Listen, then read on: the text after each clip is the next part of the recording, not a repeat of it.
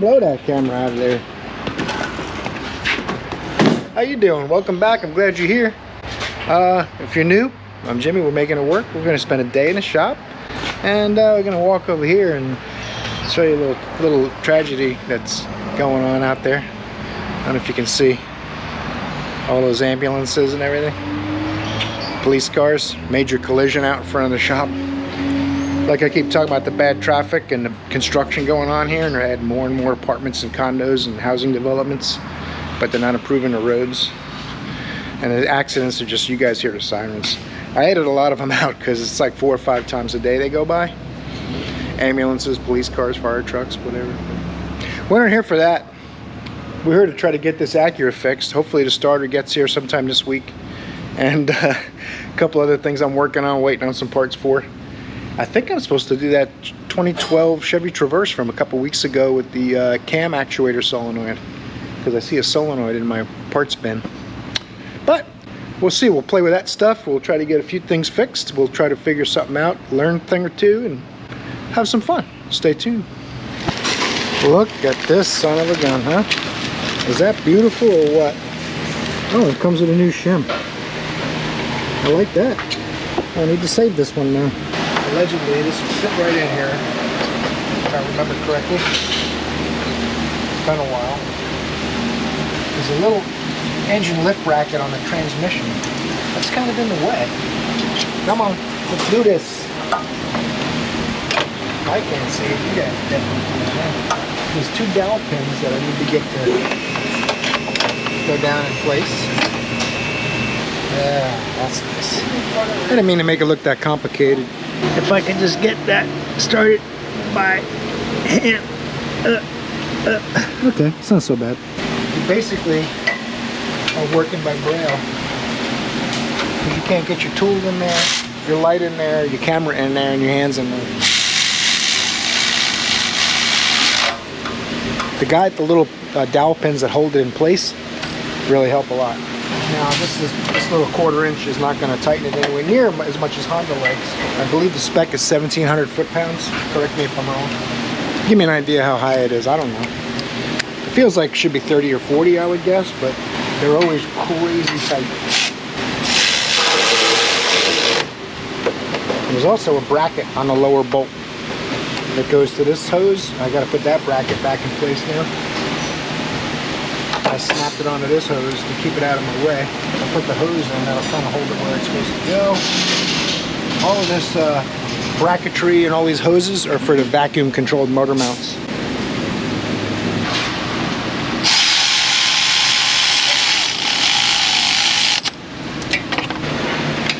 I prefer to always tighten alternator lugs and starter lugs like that by hand. You just can't get a good feel with a power tool. That's the Honda spec, trust me. Trust me. Oh, I can do the bottom one extension on it probably too. Alright, I'm calling that good. Battery box. Should be some little pins that drop down on the battery box somewhere here. Where are you buggers? Let's see. Ah, look at that. Now you get your sweet Optimum battery in here. These used to be great batteries, but you guys haven't been watching my videos a long time. I was a giant fan of these, and then the original creators sold them to Interstate Battery. Now Interstate owns Optima, and they reduced the quality of the battery to make higher profit. So that's just how the world works. What are you going to do? They're still decent batteries. They're just not nearly as good as they used to be, and to me I can't justify the added expense. Oh, this goes the other way. You know, I know. There's an arrow on it. Alright, you. Where? It goes in here somewhere. There it is. Okay, I knew it would go. This job's easy. I gotta get out the old contraption I built. I see a lot of people too, every time they touch a battery post or terminal, they scrape metal off the post and scrape metal off the terminal, and then the next time they take it together, do the same thing. If the terminals are clean and the cables are clean, you don't need to take metal off of them. It just shortens their lifespan and makes them looser. It actually cause more problems than it fixes. So I don't do it unless I spot a lot of corrosion and an issue going on with it, right? Some of you guys might do it automatically every time, and if that works for you, fine. But I've seen cars, you know, working in one place for long periods of time. I always tend to stay at a shop for a long period of time. I see them over the years. Or any oil change guys will clean battery terminals a few times in a row, and I'll get the car with a bad connection and the terminal can't be tightened anymore, and the battery post has actually been sanded down from having it done so many times. I'm just saying, basically, you know when to do it and know when not to. You don't have to do it every time. That's the short version. See if this thing starts. What do you say? Alright, let's see here. Oh, that's nice. I love it when a plan comes together. I'm kind of concerned for this customer. They don't have the money for the tires. It's almost out of gas, and that lift for a tire is going to explode like within a mile or two. I can't let it run very long because it is seriously out of gas. They said don't even drive it because of the tires, so I'm just going to back it into a parking space. And I think I got a like a 2001 Toyota Sienna that they think needs a head gasket next. So we'll take a quick look at that one and put it out in the grass with the others. I hope I'm just joking. It's locked, good thing. Someone would have definitely scooped this up. 1999 Toyota Sienna.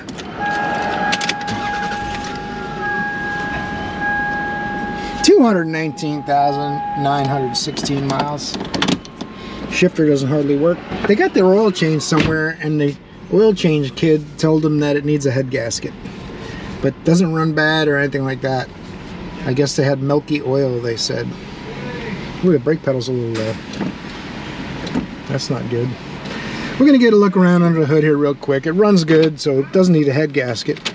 It could have an oil cooler or something that's mixing antifreeze and oil. Something like that, transmission cooler type of thing. Well, I don't think that'll get any engine oil though. Anyway, let's get under the hood and take a look. The love rating, it's really not terrible. I mean, a little chaotic, but I'm gonna say 4. What do you guys think? A few minutes worth of time, you have this thing cleaned up decent. So I'll give it a 4. Let's get a look under that hood.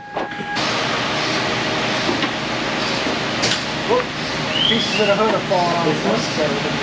Yeah, remember. Oh, the hood prop rod is... Oh, no. What am I going to do now? Like that? Like that? What's the problem?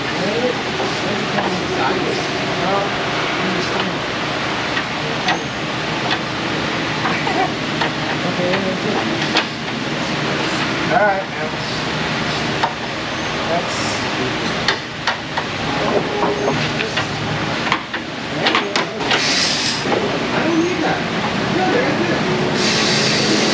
I don't know how that's supposed to work, but I can't figure it out. I am expecting some nasty looking oil. Let's get us a little C so we can see what we're not seeing. Oil looks perfect. What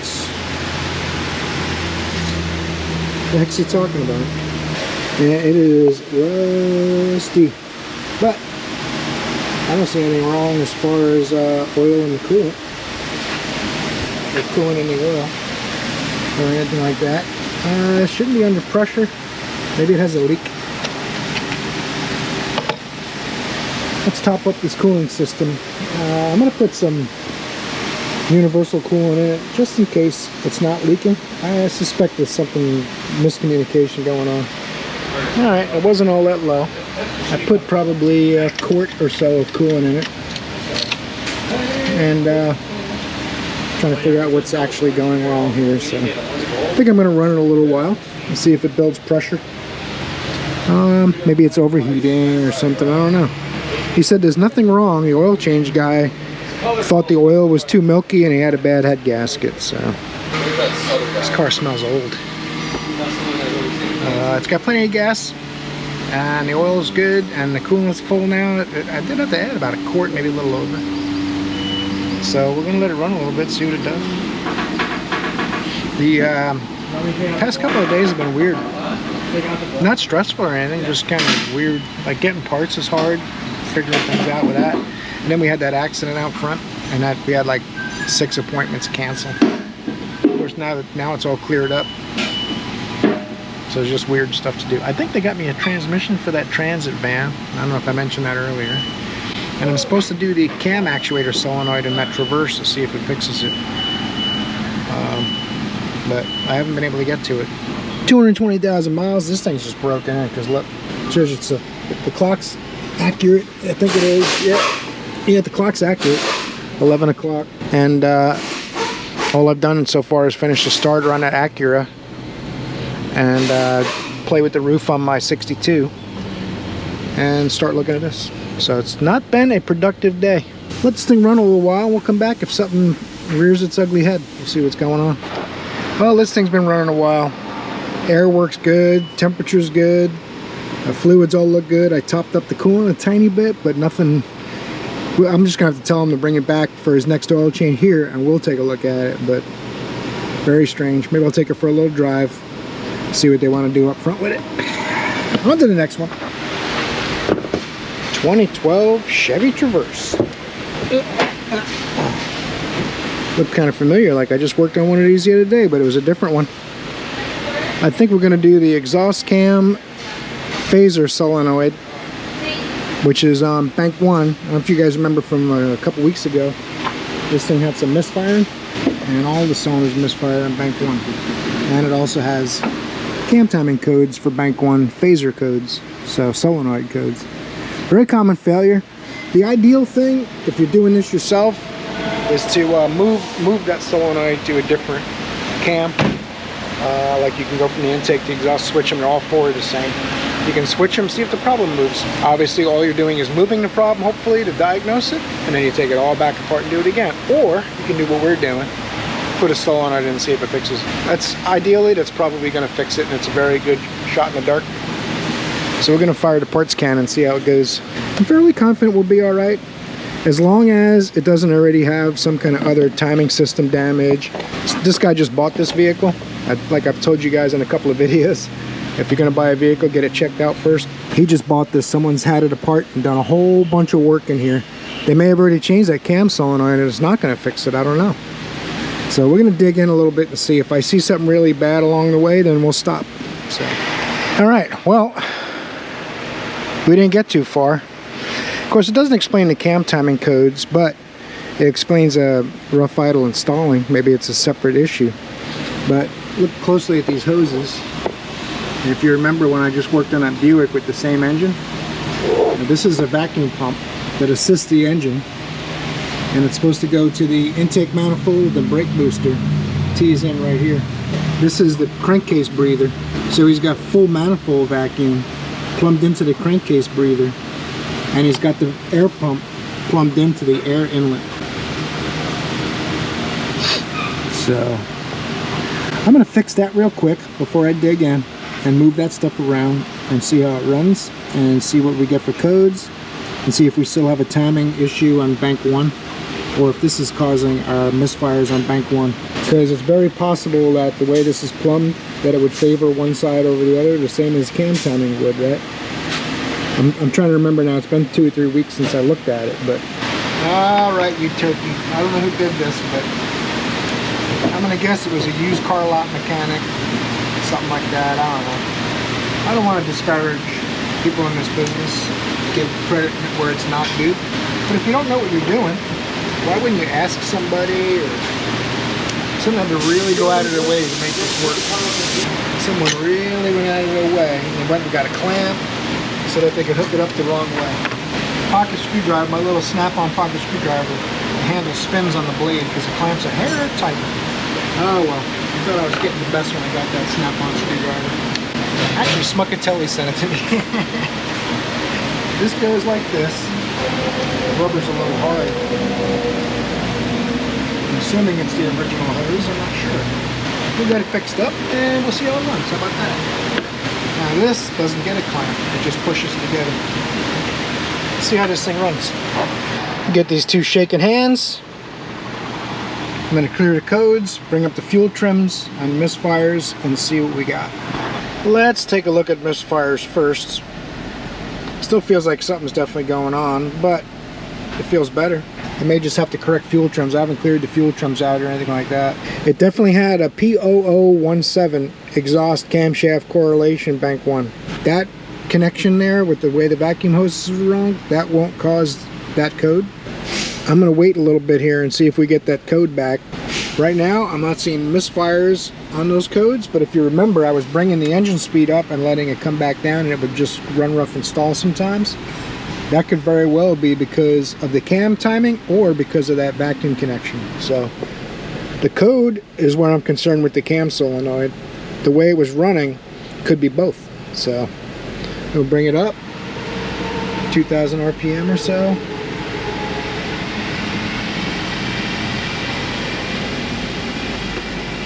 And let it come back down.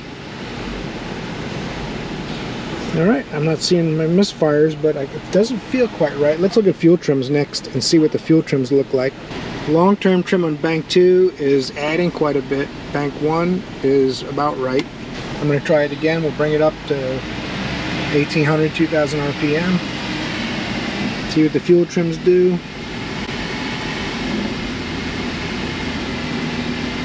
Now it's going positive, negative, so still trying to figure out where it wants to be. Bank 1 is definitely negative. So what it'll do, the long-term trim will bump a little at a time and watch the short-term trim. The long-term trim tries to make it so the short-term trim doesn't move so much. So once it gets in a window it likes, then it stops moving the long-term trim. Oh, this is going way negative on bank 1 now. Bring it back to idle. It doesn't stall, although it doesn't run the best. Now I'm going to go into my cam timing and we'll look at some of that. I want to see desired and actual cam timing and see how much that varies. If you guys remember a couple weeks ago, the cam timing was off on the problem cylinder, that was the problem bank that was setting the exhaust timing code. So we'll bring that data up and we'll take a look at that. Alright, I got my cam timing data screen up and this looks very similar to last time.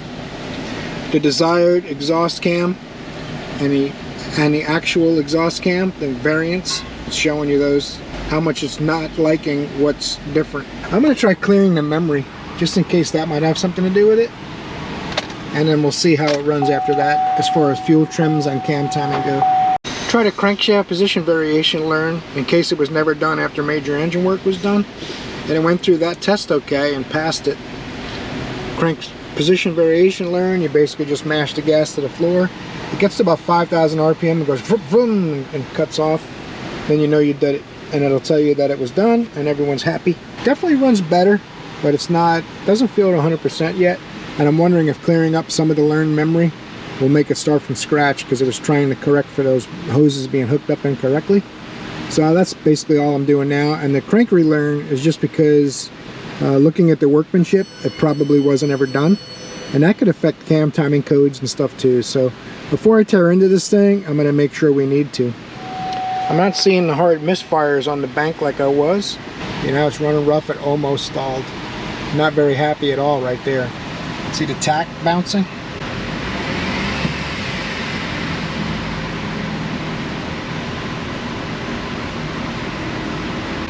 So there's definitely still something going on. I'm going to see if I get my exhaust cam timing code back and watch that data for a few minutes, and then we'll come back and I'll show you what I found. Check engine light back on. And we got a code. There it is.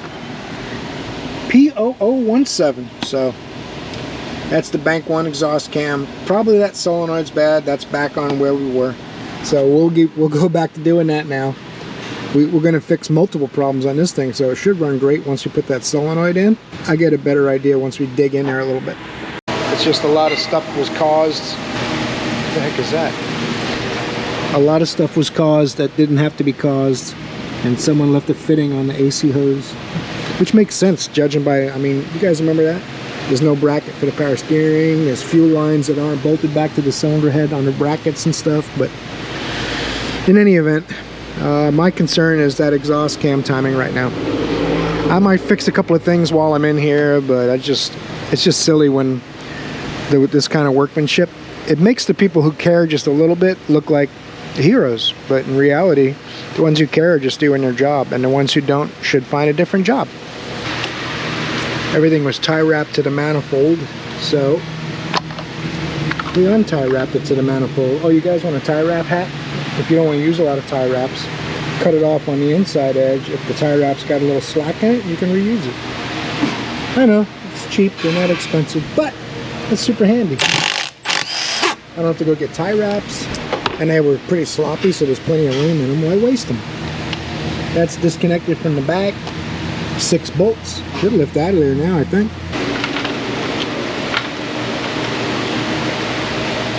Well, I probably should have looked this up before taking the intake off, but that's alright.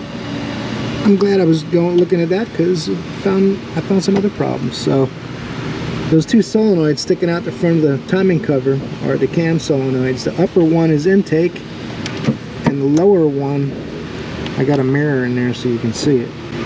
The lower one here is exhaust, and the upper one is intake. So I need to get that out of there. It's not new, it hasn't been changed. That makes me feel a little better.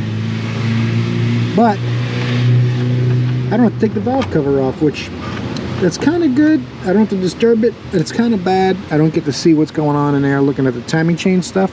But I can see looking here, someone's done timing chain work or had the cover off at least.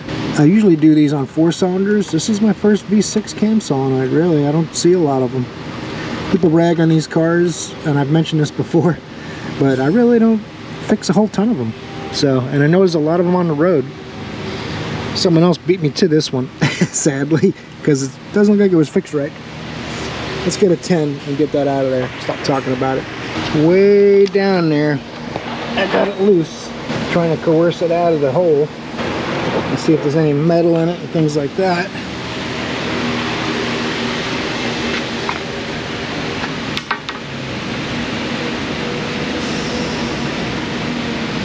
The screens are clear. Alright, all we can do is put this sweet new GM one in. I was assuming there'd be an O-ring here or something, but I guess the O-ring's in the timing cover. So we'll put this in, see how it runs. I think I got it pretty close. Connector's plugged in. Now I just got to get this little bolt in there. And I got a little hot doing all my testing because once I found those vacuum problems, I wanted to verify whether this was going to be worth doing or not. And obviously it just had multiple problems. Hopefully it doesn't still have multiple problems and we'll fix it, but we'll see. Got to tighten that bolt. Taking the intake off did actually help because I got a lot more room to get in here. And it's only 10 minutes worth of work anyway, so. Anyway, let me tighten that bolt, pop this intake back on, we'll see how it runs.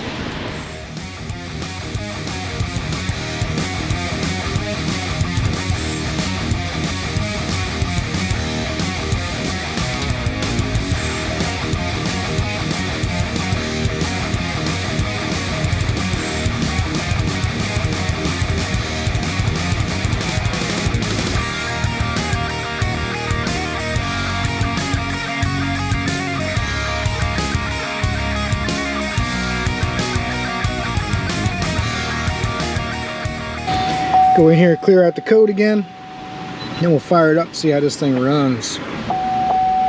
No trouble codes. Alright. Now we'll let this thing run. I'll bring it off idle a few times. That's when it was setting the code before. And we'll see what happens. Seems to run quite a bit better already, but we'll see if that code comes back. I'm going to have to take it for a drive, obviously, too. That'll be the ultimate test. But I did get it to come back into bay before. Definitely seems to run better. So I think this one's fixed. I'm going to put the front wheels on it, back on it, obviously, torque them. You guys know that, right? And then take it for a little drive. If it sets the code again, we have to go a little further with it, then obviously I'll video that for you guys. I'm going to look at the airbag code real quick. I'll probably clear it out. I think I did it before and it comes right back, but I'll try that real quick too, and then I think we'll be done with this one. We'll see what's next. Continue on this if anything pops up.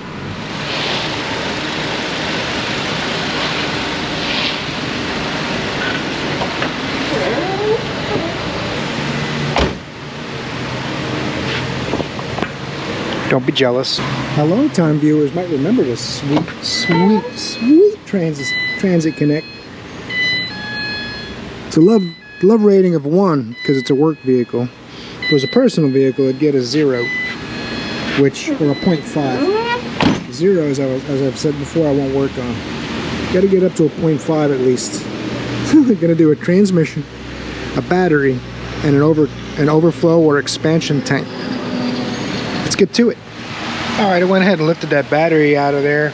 Noticed a bunch of water, so I used paper towels to soak it up, and it looks like I might have to try out the old gear wrench bolt biting tools. So there's not much left on the heads of those bolts. I'm gonna go ahead and take the air box out of my way and the PCM first, so I can mess with that without all this other stuff around. Aha, I said. That means we're done with that part. No?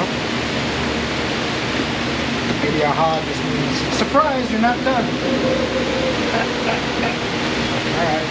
Well, that's shouldn't be that hard to get apart, I don't think.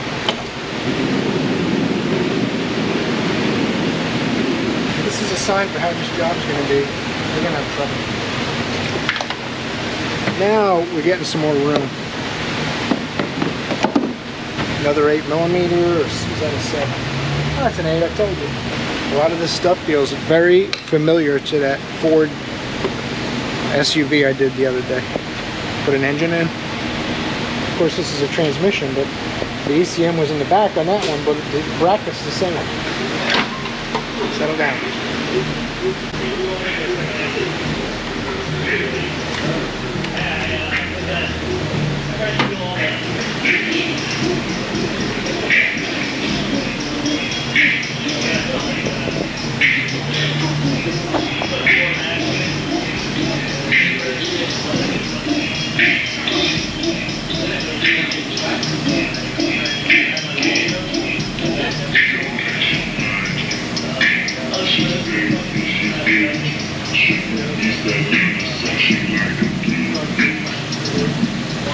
I got good news and I got bad news. The good news is I see nuts down there. I thought those rusty pieces were what's left of the bolt, but it's a stud with a nut on it, so they might come out.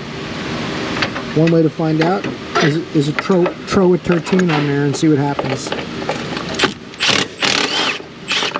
Told you it'd come right out. Uh-oh. Don't get too cocky yet, mister. Uh-oh.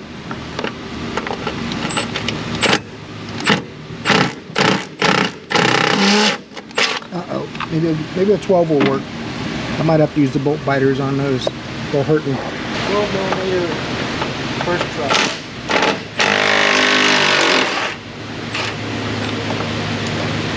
Don't need no stinking bolt biters. Almost. Transmission's practically out now. Practically. Look at this contraption. It's making the phone ring, and it's like a bracket, bolted to a bracket, bolted to a bracket, and there's a bracket, and there's another bracket. So there's plenty of brackets involved. And I'm starting to think that Jaguar had a hand in this thing. Let me grab some 15s and some 10s. And someone grabbed the phone. That's nice. Hopefully this transmission doesn't lower when I take this mount bolts out, but I think it will. So I'll just have to deal with that when the time comes. I need it out of my way. So I think I might put, it says to use an engine support bracket, but I think if I can get things to kind of stay in place while I work from underneath, I could just put a pole jack under the oil pan, because allegedly this tranny comes out and there's no subframe involved. It's like 7.5 hours labor, so we'll see. We will see. All right, let's stop procrastinating and get some tools. That's 3 bolts. There's more bolts. I think these bolts hold those bolts to that bolt. I'm gonna get a 15 now.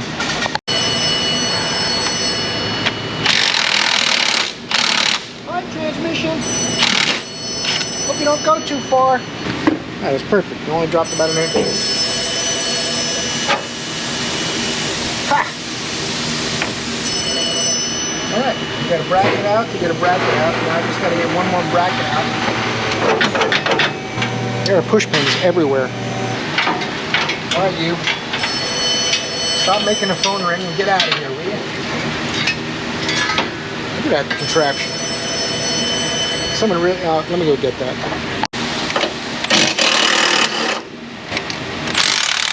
I might be able to get the training out with this on there, but gotta move it over to the other transmission anyway, so I struggle with it.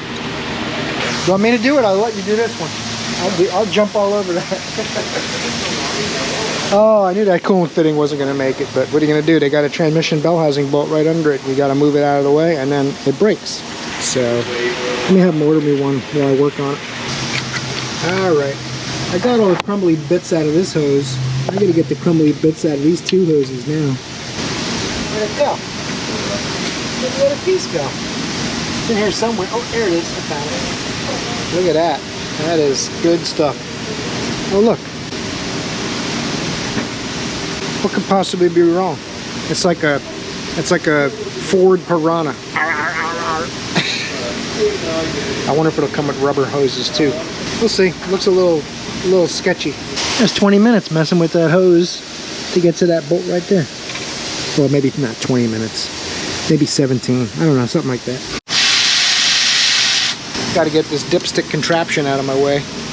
There's some kind of a metal plate on this upper bell housing bolt in here, and I don't know where else it's connected. So I'm just going to take some other things out of my way so I can see it. Hopefully we don't regret those decisions. Any light? Come on there, dipstick. I know you're comfortable where you're at, and you don't really like change, but change is inevitable. It's just a matter of how many black and blues and cuts and bruises you're going to have on the way out. That's the only thing you have to decide. She's really in there good, huh? You're serious about this thing staying put. My goodness, how long does it go into the transmission? What are they doing? The O-ring's an inch out of the case and we're still going. Come on now. Now it's getting serious. I'm not smiling. Let's go. It's enough of you. Jeez Louise, man. What the hell? There's like 4 brackets attached to it. That's ridiculous. Come out now! Got the hose out of the way and everything now. The coolant's out, might as well. That's ridiculous. Look at this contraption. It's got brackets and bolts and stuff, and it came out with a little tweak. That's alright. It'll go back in with the tweak. Oh, there's some kind of custom bracket down there. See it? And it goes over to one transmission bell housing. There's a stud just for it. But I got the nut off of it and it's still tight. So that means there's something else holding it. I'm going to lift it up, take a look. It's apparently meant to hold all those connectors so they don't touch the exhaust. Let me lift it up. Alright, you. Get off my stud. That's a pretty cool little bracket they made, huh? I guess I got to take out that. Oh, that one's a 15 nut and a 13 stud. That's kind of weird. I wonder if the other one's like that. I can't see it, but now the bracket's out of the way, I'll be able to see it. Oh, that's still tight. Goodness gracious. Yes, it's plastic, right? Yeah, absolutely. Ha! There was a 13 on the stud. A 15 millimeter nut holds a bracket on, and a 13 millimeter stud holds a transmission on. Starter's got to come out of there.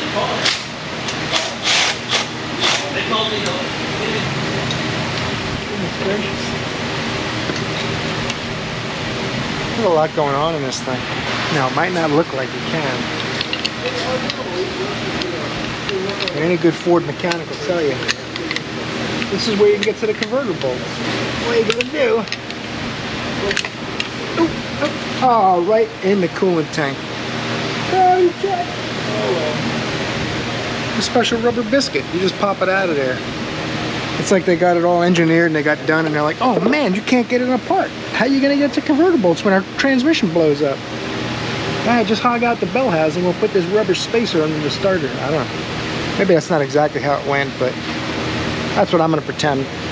See, the oil filter cooler and stuff is in the way.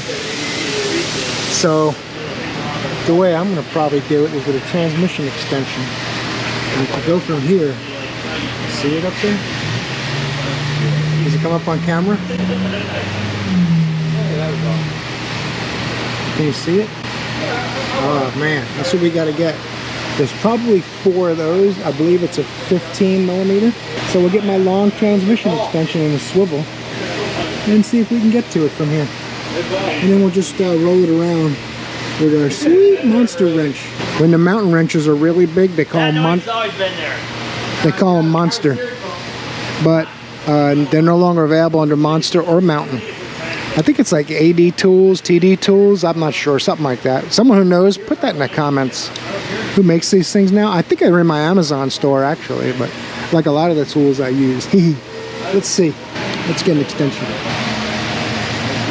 Well, it's a good thing this is coming apart because 3 of the nuts fell in the bell housing so far. Last one now. Since it's coming apart, it doesn't matter.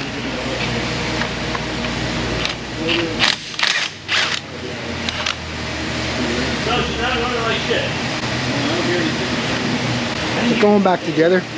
I'll put a rag in there so these don't fall down the bell housing because there's no access hole. You have to take the transmission back off if you drop them. Well, all my converter nuts are off. My next thing I'm tempted to do is take out the bell housing bolts, or at least most of them, but you can't get to these top 2 with the drive shaft, and at least I can't. Look at the cables holding the converter to the block. That's kind of weird. So it can go towards it but not away from it? I don't understand. Anyway, next thing is to take the drive shafts out, and since it's a Ford, they've gone through the trouble of making a tube that goes down into the knuckle, so you can't unbolt the strut real easy. You gotta unbolt the ball joint real easy. And I'm guessing it'll probably spin and stuff, because they're not usually press fit all the time on some of these Fords. It'll be fun. We'll pop that axle nut off there, take the ball joint out, and then try to sneak these axles out of here. Yeah, that's what we're gonna do. 13s or something on the support.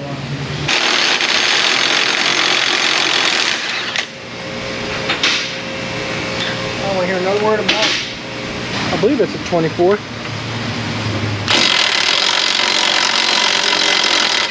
Look at that, it came off without spinning the ball joint. That's nice. Tow truck.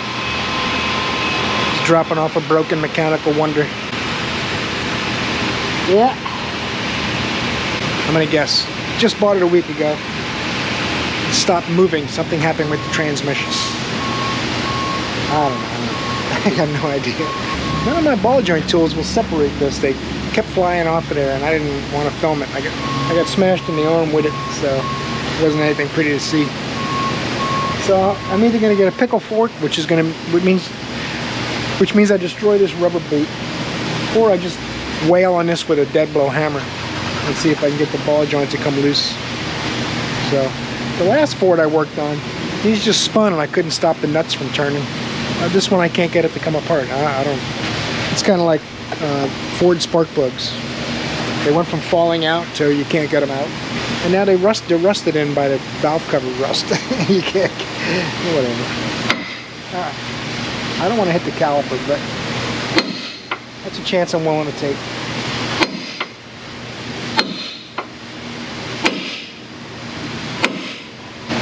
It's going to take a little damage to happen, probably.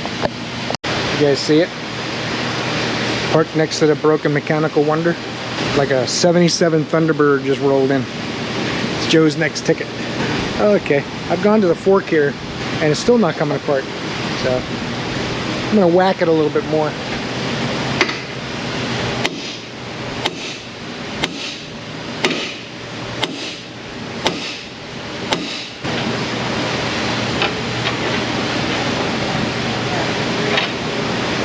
Alright, we're having trouble. That's all you had to do. Put the nut on the threads and give it a whack, and then it comes right out. Oh cool, now it spins on the stud. Oh, the guy with the 77 Thunderbird's leaving. What happened? We had to pay, he didn't want to pay a diag? That's not funny. It gives off a lot of heat.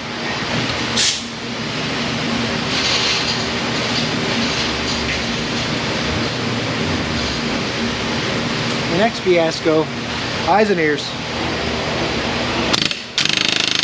Oh. See, I talk shit to come right out. That's exactly why I did it.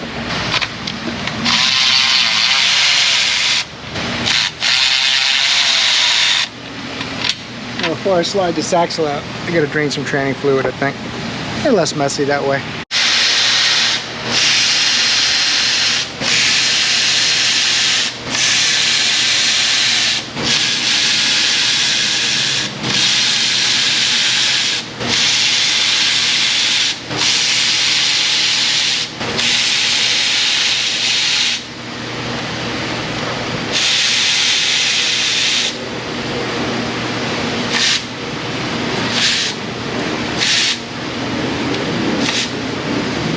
Well, I was hoping it was going to start dripping as I went, but it's got a pretty good seal on the gasket, which is why it's nice and dry.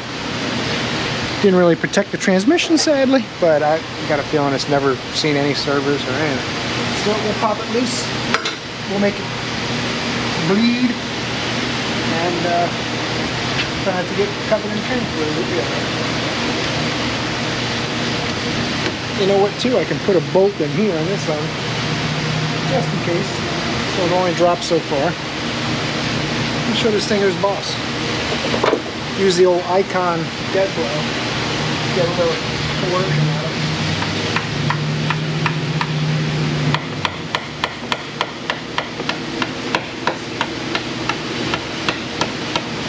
I like that gasket.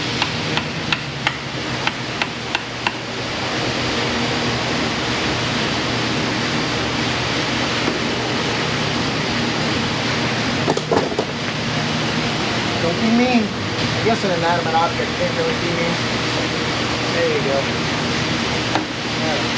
Now we'll let that run a little bit.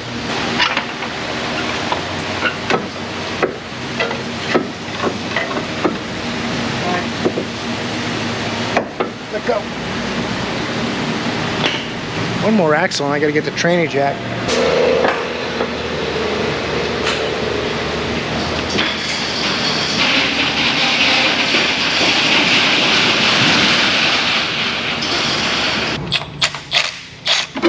Oh, I don't want it to come out the fast way. Let me get a tranny jack. Alright. Alright, you. Look at my little pop-up sunshade thing. It's really hot outside. I don't want to bring anything extra. I only want the transmission. Yeah, this thing is a bear. What's funny though is it's really actually not hard. It's just things like the starter getting to the converter bolts and the oh look, here's my, speaking of which, they're all in here. Somewhere in here. Oh, there's the other one. Oh, there they are. All three of them. The way the ball joints fought me. The transmission cooler lines, I didn't video because there was a lot of cursing and screaming. So they were a pain in the ass too. A lot of silly stuff that if it was just done a little better, if it made more sense and the ball joints didn't fight like that, and a couple little things, I could have had this out in 2 hours, but because of the way some of the things are done, this makes it more difficult. So my goal was to get it out today, so I'm working late to get it out today, because now it's out today. All the way down. All right. Thanks for watching. That's where we're going to end today's video. I appreciate you spending some time with me. I enjoyed having you with me today. I'll see you in the next video. You're awesome.